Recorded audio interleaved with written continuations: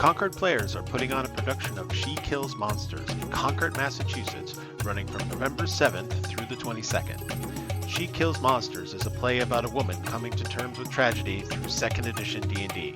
It'll tug at your heartstrings and be rad as the nine hells.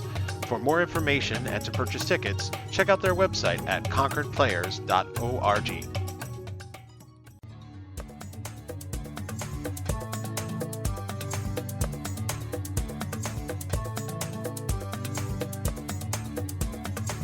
All right, everyone, welcome to an extra special episode of the GM's Movie Review Club, because we're going to be talking about a very special movie that has come out here in the summer of 2025, and that is K-pop Demon Hunters.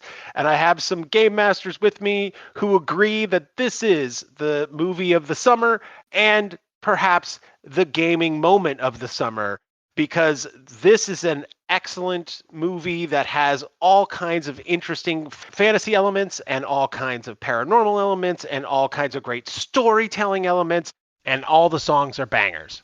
So we're going to jump in and we're going to introduce two game masters with us tonight. They're going to talk to us about who their favorite character is in the K-pop Demon Hunter movie.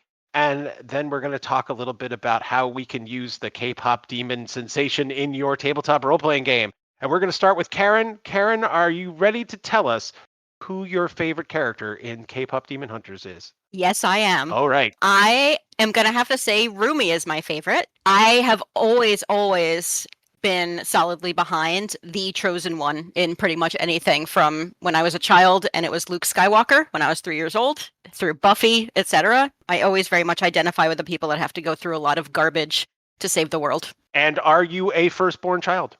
Yes, I am. How'd you guess? Okay. Just a shot in the dark there. Firstborn daughter syndrome, man. Here we go. Marshall, I believe you have a controversial choice for your character.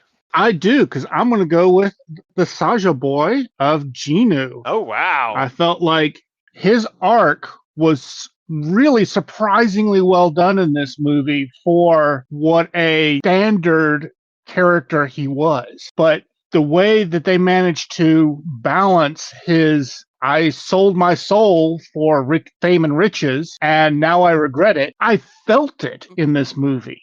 And so he's my favorite. Okay, awesome. My name is Eric Jackson. I'm the host of the podcast, and I think that I would normally just immediately agree with Karen because I am also a firstborn child. Yeah. But I feel like if it's not just a demon hunter, I'm going to have to pick the cat. Derpy, man. Oh, interesting. Derpy the cat absolutely steals every scene he's in. He is the secret sauce. Him and Bobby are the two secret things that make K-pop Demon Hunters work. I love Bobby. Bobby is amazing. Bobby is fantastic. I feel that in any other movie, Bobby would be the comic relief, and he's not. Or like the butt of the joke comic relief, and he absolutely is not. Yeah, I mean, he's funny, but he is solidly their manager and solidly supporting his girls and is doing a great job and completely unaware of everything else. But he's still like, doesn't matter. Oh, okay, we're talking about demons. I like the energy, and he just goes with it. So yeah, Bobby and Derpy the cat are going to be my two choices. I'm going to get them both in there. All right, but let's talk about what the people are really here to hear about. Let's talk about if you, as a game master, were approached by a group of people and said, look, I saw K-pop Demon Hunters, and we need to run a tabletop role-playing game based on K-pop Demon Hunters. What system would you pick and why? Marshall, do you want to lead us off on this fabulous journey? All right, I'm going to dig way back to one that I really like. It is Truth and Justice by Atomic Sock Monkey Press. Uses the PDQ system. I really think that it works because the PDQ is based on just picking qualities that you have a very simple scale on. It is an extremely simple system that is very narrative based. And one of the things I found is that when they draw their weapons, they win. There's never any question about whether or not they're going to win the combat. So the combat doesn't matter. It's the interpersonal stuff. It's who they are that matters. And so I definitely want a very narrative, fairly light system to do that. And you said that was the PDQ system? Did I miss that? What does that stand for? Yes, prose descriptive qualities. Okay, Oh. there we go. I had not heard of that system, so that's why I was like, I need to know. The basics is free on Drive-Thru RPG. If you look under Atomic Sock Monkey, and then I picked Truth and Justice, which is their superhero setting for it, just because you want to have powers and do that kind of stuff. All right. I'm going to jump in for a second and chime in for Colleen, who gave us a list of things. And one of the things she gave us a list of was Girl by Moonlight, which is a magical girl-based TTRPG. I did a quick lookup on that, and that system has actions like, these are the actions that your characters can take that are defined within the RPG system.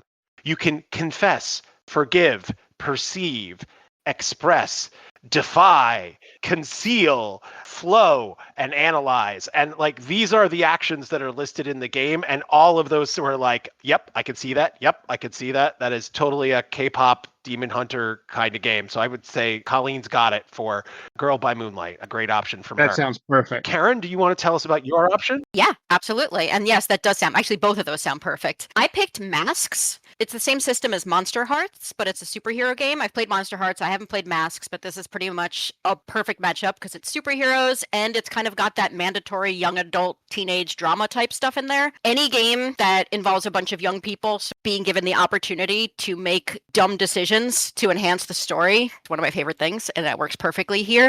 One of the character drives, I was like briefly looking through the character sheets for like all their different playbooks. There's something literally in there that you check off a bunch of different drives, and one of them is kiss someone dangerous, which Nice. Sort of works exactly right. We started a house rule based on this system for a game years ago where we were doing sort of like a Buffy spinoff, which is, if you purposefully do not tell your friends or teachers or anyone in authority some problem or horrible thing that's going on, you get extra bonuses, which kind of like fuels things for that very much WB teenage show kind of thing.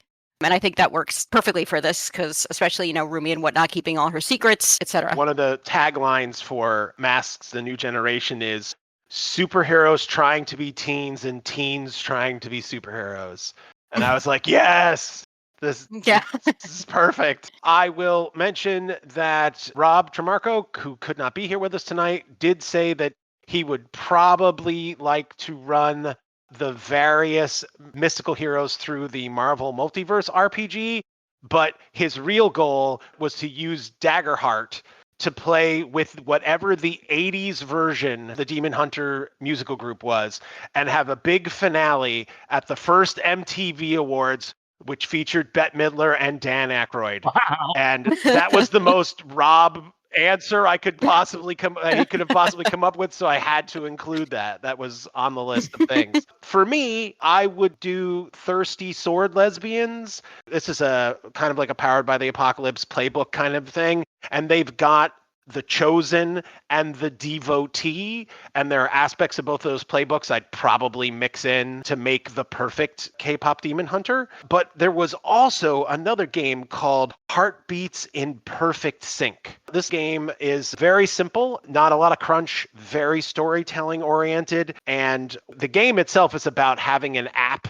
and that app allows you to track the music of the world. And sometimes you can get overcharged with your emotion, and sometimes you can get undercharged with emotion based on the music. And that can lead to heartbreak, either if you have too much emotion or too little emotion. And I was like, oh my God, that system right there sounded, yes, that sounds very K-pop Demon Hunter-y.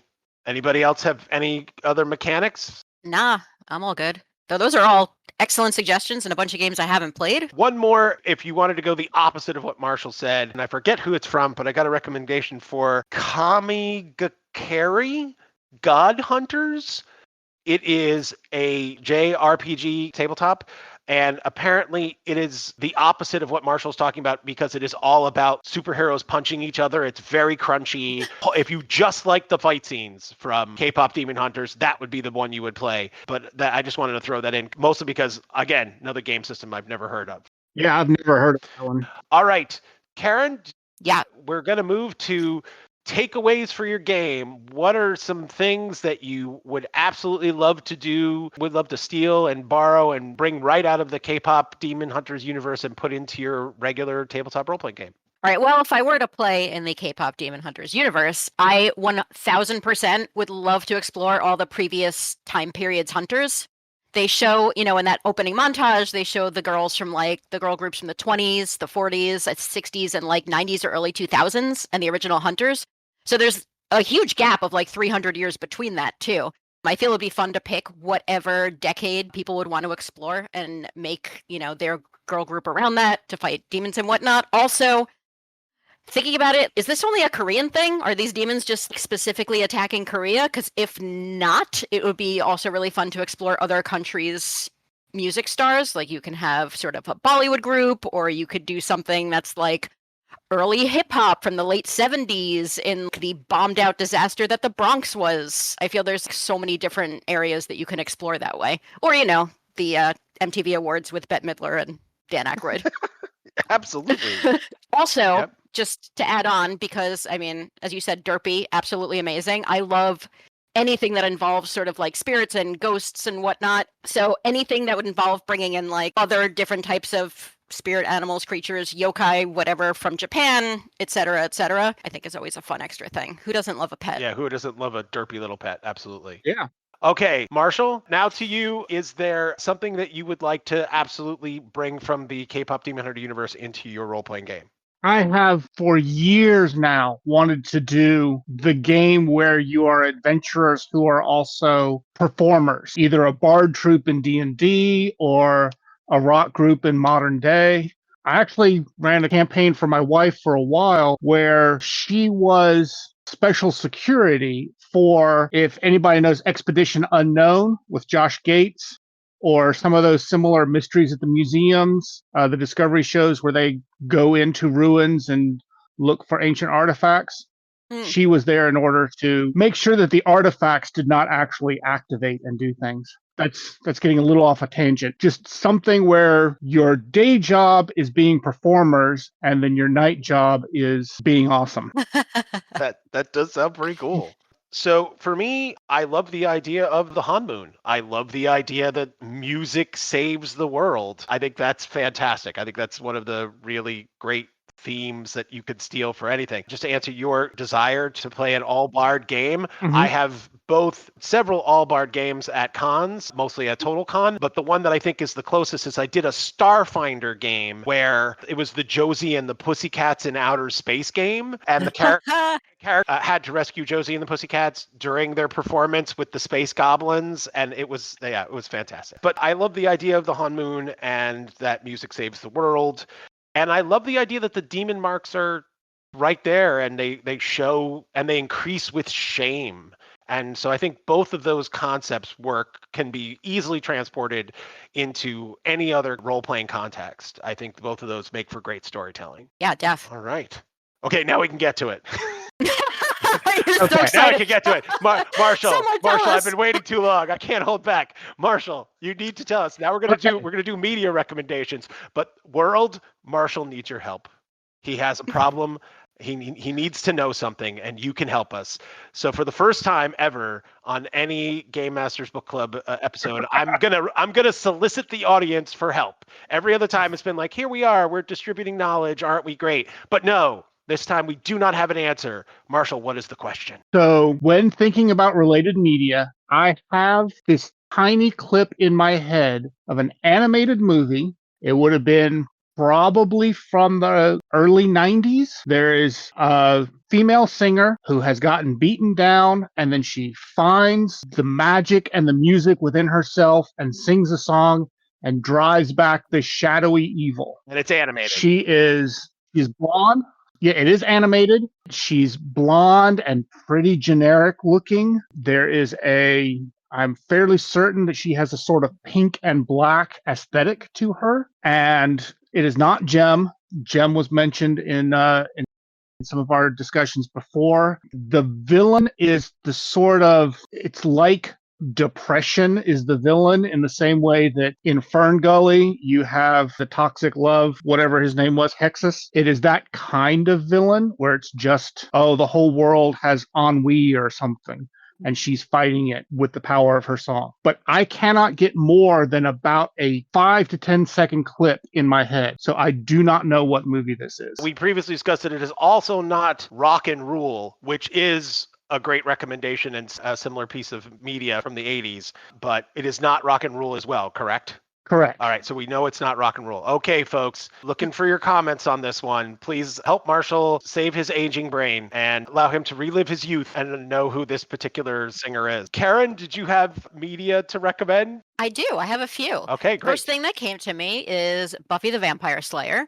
I can't imagine anyone in our age group hasn't seen it, but maybe there's some young people listening who haven't, or watch it again. I feel it's got that chosen one with overwhelming expectations, a parent who doesn't understand and is kind of a dick for a while, found family, and it is also, of course, my absolute OG enemies to lovers show, and K-pop Demon Hunters definitely has a lot of that with Rumi and Gino. Also, I'd recommend Demon Slayer, either the anime or the manga. It's got, fighting demons, obviously, but it's also got some really awesome sad demon backstories. And on top of all that, K-pop Demon Hunters does costuming and color so unbelievably well, just from like the regular costumes to incorporating like the Saja Boys patterns into their outfits subtly, all the sort of color signaling. And Demon Slayer, the anime, has amazing art, especially all the individualized kimono patterns that are in that. So I would check that out if you haven't.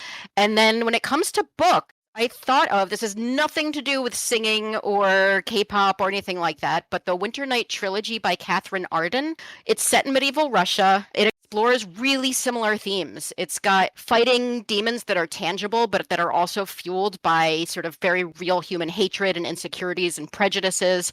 It's got a main character who has everyone around her trying to make her be what she's not, and a lot of people thinking that just her existing is evil. It's got a love interest that's considered dangerous. She's got a fantastically lovable animal familiar, and then also changing expectations about what the right way to save the world is. It is absolutely one of my favorite series, and would be a good one for a future book club episode.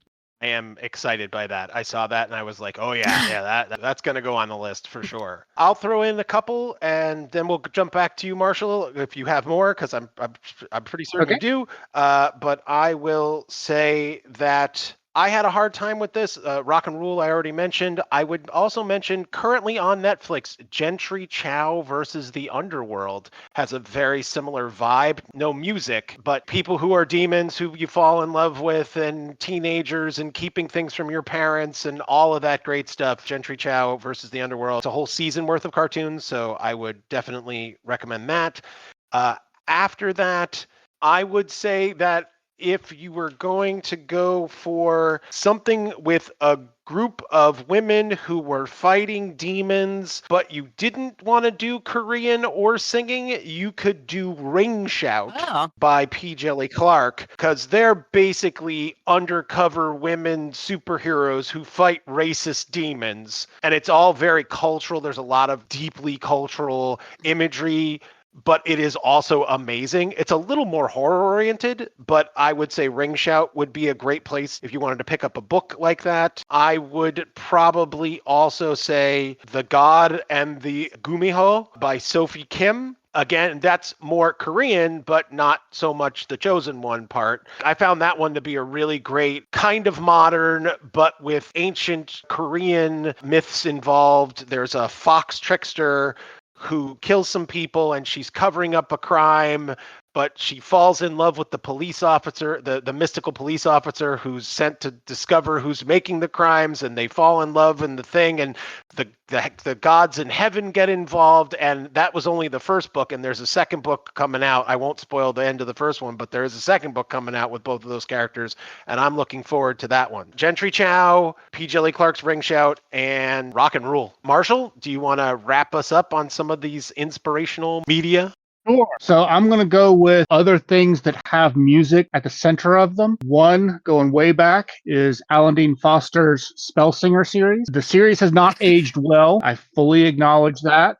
It is definitely a product of its time, but it was just a fantastic concept, and the way that they incorporated songs for him to do his magic was really clever. More recent is the recent movie starring Sadie Sink, Odessa. It does not have demons. It is instead post-apocalyptic. There's a city where everybody is really beaten down, and there's a lot of the conspicuous consumption and the worship of pop stars and that sort of thing. And Odessa herself is this singer who comes to town, and she's not part of the system. She doesn't play by rules, but she's so amazingly talented that she ends up making a name for herself anyway. If you haven't seen it, I highly recommend it. It's a great movie. Wait, I have a question. Sure, go ahead. What's your guys' favorite song from the soundtrack? Oh, this is highly It's debatable. very hard and it changes for me, but Go ahead, Marshall. I'll let you go first. Oh, sure. Yeah. You're so generous. I am generous, yes. I think I got to go with How It's Done. The song when they're on the plane. Yeah. Right at the beginning. It has such really great energy. I love it. It's a great way to introduce the entire movie. It is really just amazing. Just an amazing theatrical way of using the song to get that all in. It makes it really very musical oriented. It tells a story. It does a great job. Agreed. Karen, go. Well, I mean, it changes up depending on my mood because I've listened to the soundtrack 1,000 times, and I am not a musical person, but as you said, these are all bangers. I think right now I really like what it sounds like. It's just that part of the movie is so amazing and heartfelt and makes me cry, and it's wonderful. And there's like a costume change in the middle. I love that. Yeah. Like that's another thing I would steal. Like you cast a magic spell and everybody gets themed outfits. Yes. That is on board. What could be better than that? Yeah, if I cast a 7th level spell, we should all get cool outfits. 1000%. I mean, that's obvious. That's no matter what we do, that should always be there.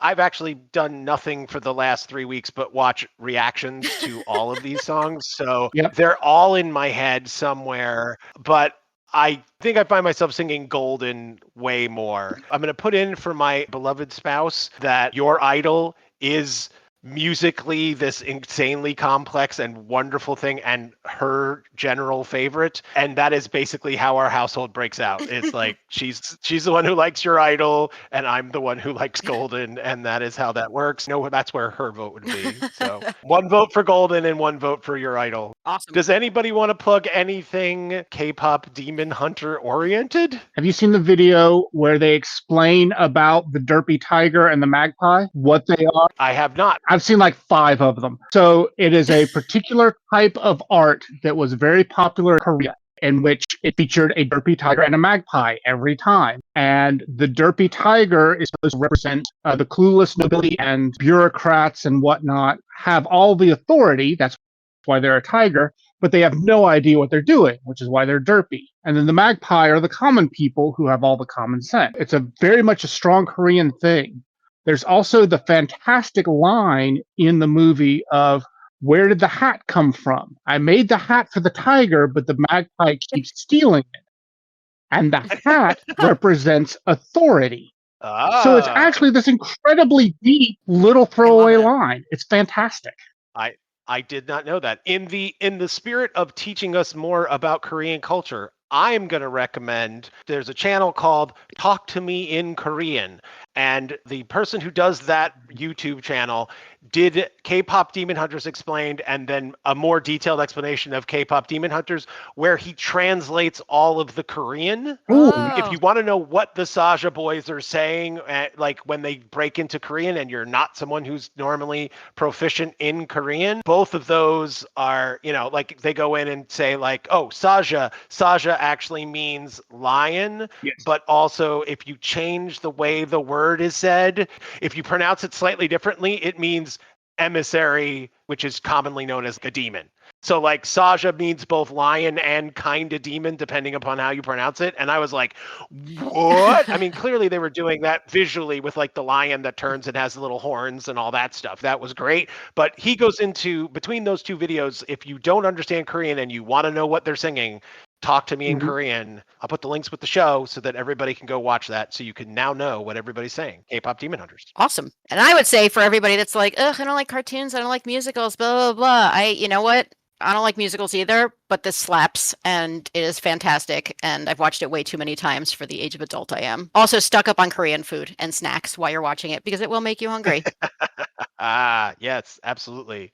There's a bunch of delicious looking stuff. Oh, so good. I'll throw in one more thing. I haven't actually seen it, but I do know there are drawings of it. There's supposed to be a scene where Jinu and Rumi kiss in an aquarium. Yes, it got Like cut. they meet at an aquarium and it got cut. Yeah. So if you're desperate for more content, there's some out there, K-pop Demon Hunter fans, and go see the aquarium scene. And that's our special summer blockbuster edition of the Game Masters Movie Club, featuring the animated hit K-pop Demon Hunters. You can find a complete transcript of today's discussion, as well as links to all of our podcasts at k-squareproductions.com/GMBC. You can learn about upcoming episodes on our social media on Blue Sky at gmbookclub.bluesky.social, on Facebook at Game Masters Book Club, and on Instagram at Game Masters Book Club. You've been listening to the Game Masters Book Club, brought to you by me, Eric Jackson, and K-Square Productions. Golden thanks to Karen Form and Marshall Smith, our pop star Game Masters, as well as contributing Game Masters Colleen Knocktreve, Rob Tremarco, and all the Game Masters on the GMBC Discord. Continued praise and thanks to John Corbett for the podcast artwork and Otis Galloway for our music. Later, gamers, and to paraphrase the great Terry Pratchett, always try to be the place where the falling angel meets the rising ape.